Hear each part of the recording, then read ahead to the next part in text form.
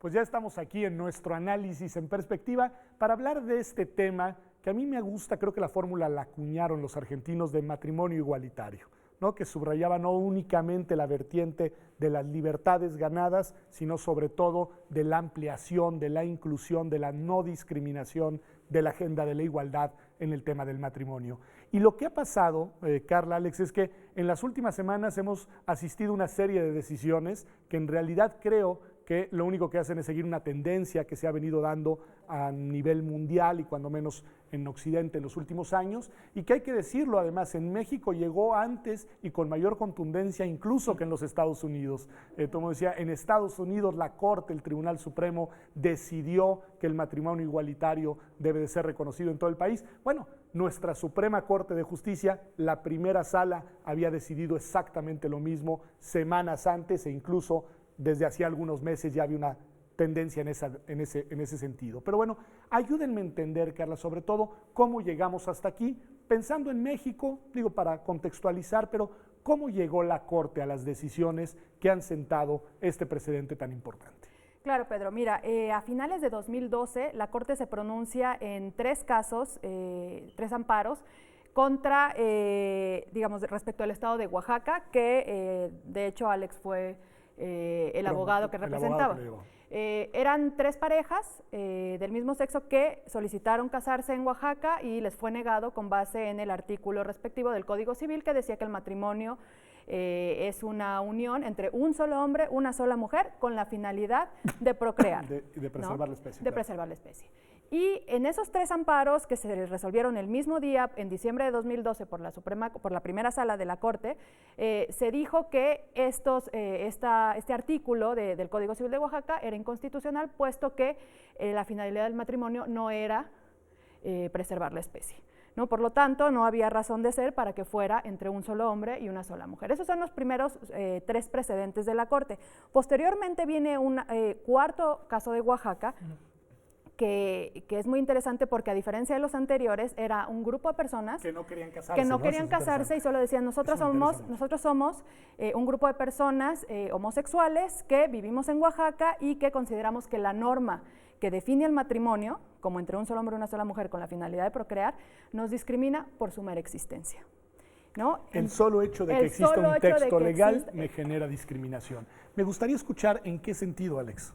Sí, pues justamente dentro de antecedentes de que los casos de Oaxaca llegaran a la Corte, pues ya teníamos de esos 3 casos una sentencia de un juez de distrito en Oaxaca que decía que era inconstitucional ese artículo y teníamos 2 que decían que era improcedente el juicio de amparo. Pero ahí, ¿no? Hasta ahí, si no entiendo por lo que nos decía Carla, en esa porción en la que decía que el fin del matrimonio es la preservación de la especie, pero en esta otra dimensión de la discriminación por la definición de quiénes podían celebrar un matrimonio. Justamente porque sale la primera sentencia que declara que hay discriminación, entonces nos surge a nosotros esta interrogante, decir, bueno, en realidad necesito ir a generar el acto para que me sienta yo afectado, ¿no? Si ya tenemos esta sentencia del juez que dice que ese artículo discrimina, nosotros analizamos y dijimos, bueno, la discriminación no solo es hacia las parejas, sino también a las personas a quienes nos niegan de entrada un derecho, ¿no? Entonces ya hay una discriminación ahí y se nos dijo, bueno, vamos a ponerlo sobre la mesa y es como se empieza a litigar este otro caso. Este último caso. Exacto. Que llega. Y dijimos, bueno, entonces formemos este grupo de personas que no necesariamente hayamos ido, y más bien no fuimos a pedir el matrimonio, y fue que promovimos el amparo justamente por el tema de discriminación detrás de esa norma únicamente. Que es propiamente lo que se conoce como un litigio estratégico, ¿no? Es decir... Pues bueno, ahora ya lo sé. Vamos con una norma. Y aquí, Carla, hay una parte muy interesante. Yo leí esa sentencia, me parece más una sentencia bien escrita, clara, nítida, que incluye algunos elementos que me gustaría escuchar su opinión, la de ambos. Uno dice, el derecho es cultura. Y las normas jurídicas en su formulación y en su redacción, cuando menos en estos temas de derechos, pueden ser liberadoras, incluyentes, o pueden ser discriminatorias, estigmatizadoras, perpetuar prácticas de exclusión. Me gustaría una reflexión tuya en ese sentido. Claro, la primera pregunta que se tuvo que hacer la sala es, a ver, una norma, lo que tú decías, ¿puede discriminar? ¿Puede afectar? Solo hecho de existir. A ver, sabemos como abogados que una norma te puede afectar de alguna manera, ¿no? en derecho tributario, lo sabemos, ¿no? La simple existencia me puede afectar. Ahora, la pregunta era, ¿una norma que me puede afectar por discriminación? Es la siguiente pregunta que se hizo la sala. Y creo que se hizo un desarrollo bastante importante sobre cómo las normas, no todas, pero algunas normas, transmiten mensajes que tienen una carga valorativa.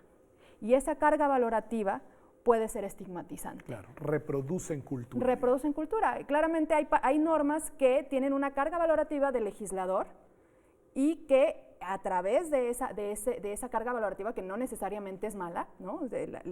La sala dice, no, el que tenga una carga valorativa no es malo, pero sí a la hora de tener esa carga valorativa puede esa norma estigmatizar y por lo tanto discriminar. Bueno, me voy a, digamos, colgar de esta reflexión que hace Carla para forzar un poco la pregunta que voy a llevar a la mesa y que me gustaría escuchar su opinión.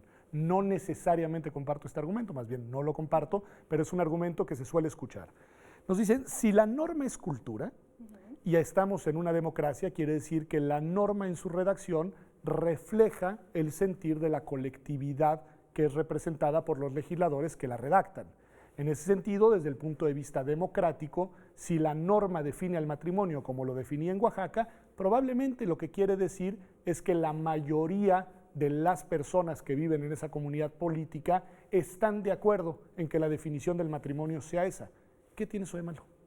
Sí, justamente, y me parece que esa es la postura que reflejan los congresos en los estados cuando rinden sus informes justificados. Lo dijo el Congreso del Estado de Oaxaca y lo sigue sosteniendo en esta manera. Es decir, yo soy ese órgano democrático que representa las voces de la mayoría y por lo tanto, digamos, esa es la legitimidad de mi norma que debe prevalecer, ¿no?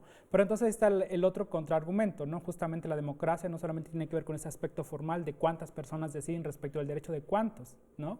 Sino justamente el papel de un tribunal constitucional, del Poder Judicial, justamente de contraargumentar, ¿no? De decir, hay un núcleo de derechos que no están a disposición de ese voto mayoritario, ¿no? Justamente, digamos, lo que se ha dicho como los derechos de las minorías, justamente, porque de otra forma no podrían sostenerse esos derechos, ¿no? Si todo ese derecho fuera sostenido por el voto, ¿no? De una mayoría, digo, creo que no podríamos avanzar respecto de esos derechos, ¿no?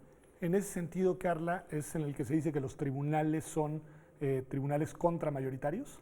Claramente, y regresando un poco a lo que decía Alex, digamos, regresemos obviamente con las diferencias guardadas, pero regresemos a la época de la época nazi, ¿no? Había leyes que claramente discriminaban. Por el hecho que sean leyes aprobadas por un legislador no significa que... Pero ahí no se pretendía que fuera un sistema democrático. No, claramente. Yo lo que quiero subrayar es ese argumento que por se supuesto, sostiene. no, por decir, supuesto, bueno, claro. Los legisladores están para representarnos, nosotros pensamos tal cosa y eso es lo que debería decir la ley. Y los tribunales constitucionales están para proteger a las, no solo a la mayoría de la población que piensa de determinada manera, sino claramente a los grupos minoritarios en una sociedad democrática. Claramente. Y eso me imagino que genera tensiones hacia dentro del tribunal. No te puedo preguntar mucho porque tú trabajas en la Corte, pero solo así, digamos, una revisadilla a la discusión hacia adentro de la Corte, lo que nos puedas decir.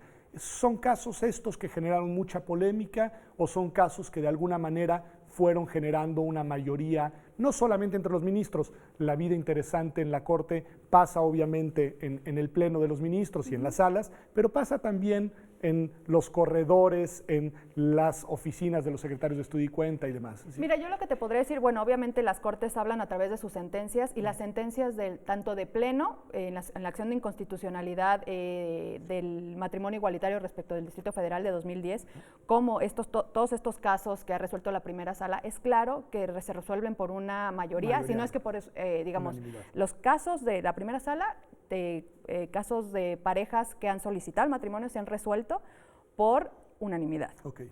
Es claro que para los ministros una lectura desde el artículo 1 constitucional que reconoce todos los derechos humanos y el principio de igualdad y no discriminación, para los ministros es claro, en unanimidad, que el matrimonio, como está definido en la legislación de Oaxaca y en varias otras, porque hemos tenido asuntos de varias otras entidades de la República, es discriminatorio. Lo que no ha tenido, digamos, la unanimidad es estos casos, que el último caso que yo te decía, de un grupo de personas que no están directamente, intentando casarse, digamos por temas procesales, más procesales, ¿no? Es Pero decir, ahí sí no ha habido la unanimidad, pero en tema de fondo, sí. de que... O sea, la pregunta no es si tienen el derecho a casarse o no, ahí dirían que sí. Sí, la pregunta es si tienen el derecho a impugnar o no, dado que su pretensión no es ejercer el derecho a casarse. Exactamente, ¿no? pero en cuanto al derecho per se, es claro que la primera sala por unanimidad. Es bien interesante eso, digo, es interesante sobre todo en el contraste con esta discusión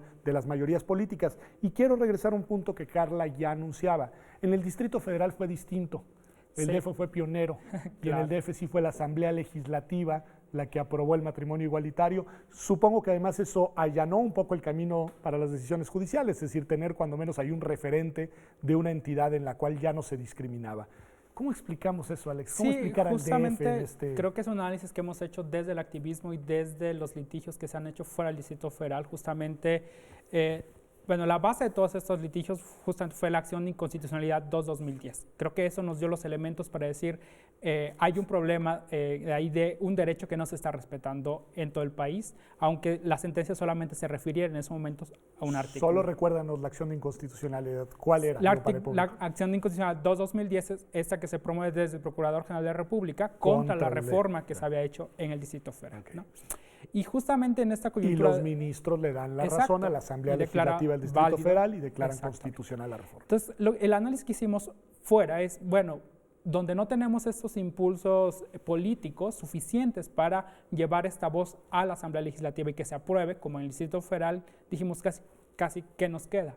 ¿No? Entonces nos queda esta otra herramienta, que es la herramienta jurídica, en donde no necesitamos, ¿no?, la cantidad de apoyo político que se tuvo aquí en el Distrito Federal, que además fue un proceso de años, ¿no? Entonces vimos justamente esta posibilidad en los juicios de amparo, ¿no? Entonces es diferente este apoyo político en uno u otro, y lo hemos visto, digamos, desde 2012 que se dan estas primeras sentencias, hasta ahora solamente Coahuila ha hecho la reforma, por ejemplo, ¿no? ¿Tenías algo que decir, Carla? Sí, justamente de la acción de inconstitucionalidad yo creo que es muy importante porque esta fue resuelta por el Pleno de la Corte, ¿no?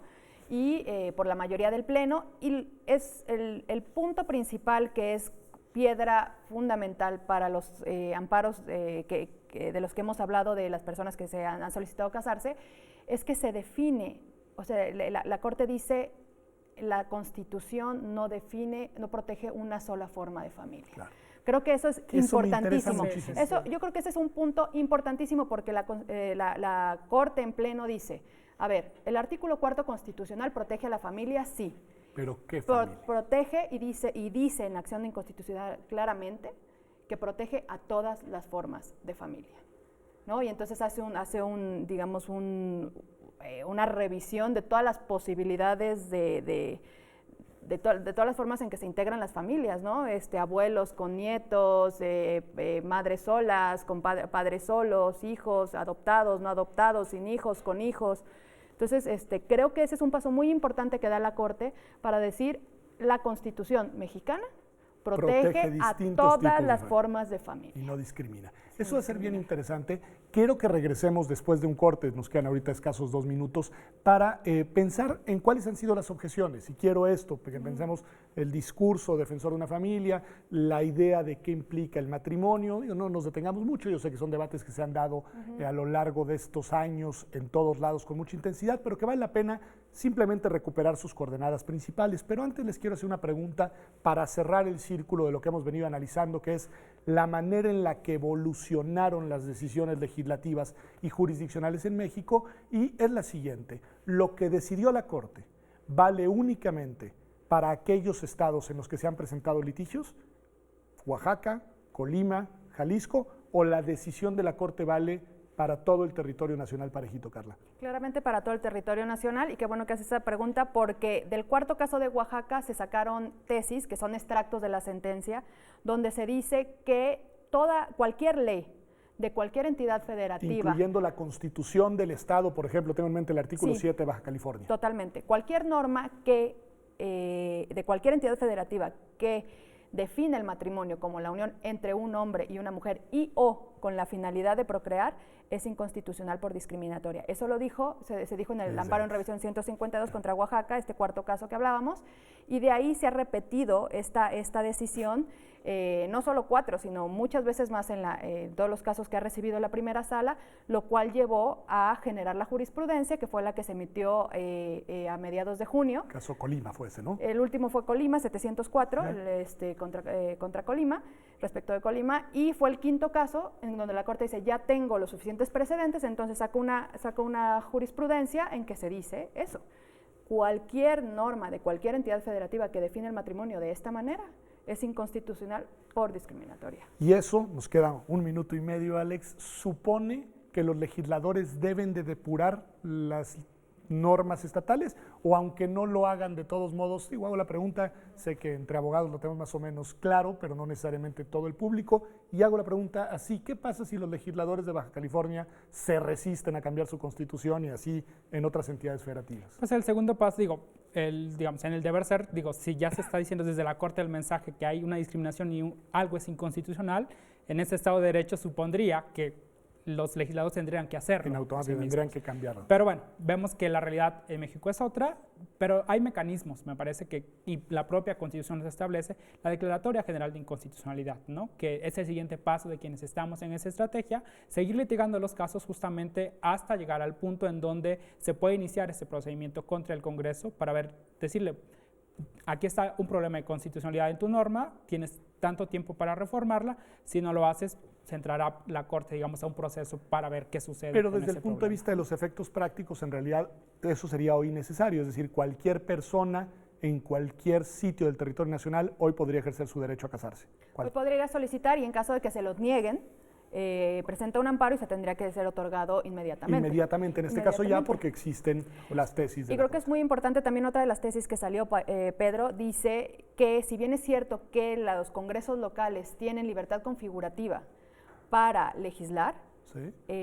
No pueden hacerlo discriminando a través del artículo. Que hay un margen dentro del cual pueden redactar sus leyes como les parece de la mejor manera, siempre y cuando esa redacción no discrimine. Exacto. No únicamente en este caso, pero claramente nos ocupa este caso. Me parece muy bien. Pues creo que hemos cerrado muy bien el círculo. Sí quiero subrayar, porque la verdad se lo merece la Corte, que llegamos antes al tema que la Corte de Estados Unidos y que es increíble que se haya hecho mucha fiesta, incluso acá, de lo que sucedía allá y o no se haya visto o se haya generado mucha polémica de lo que ya había pasado en México, pero vamos un corte y volvemos. Estamos hablando de este tema apasionante, interesante, pero sobre todo a mí me parece revolucionario en el sentido cultural, el matrimonio igualitario en México y en el mundo. Ya volvemos aquí a Observatorio.